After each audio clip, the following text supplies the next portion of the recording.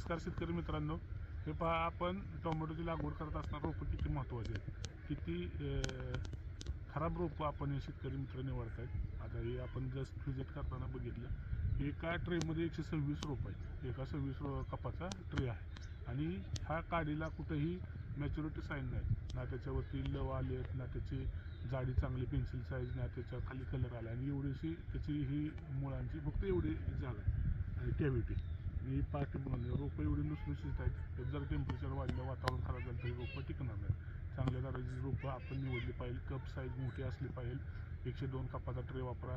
ही pencil size जाडी आणि याच्यामधला जो कलर आहे तो मॅच्युरिटी हार्डनिंग केलेली रोपं असेल. कुठेही हार्डनिंग केलेली रोपं नाहीत. शेडनेटमध्ये यांची रोपं तयार झालेली आहेत, डाळ अशी आपण शेतामध्ये लावतो. त्याच्यामुळे खूप मोठ्या प्रमाणात त्याचं पुढच्या काळामध्ये नुकसान या प्लॉटवरती होऊ शकतं.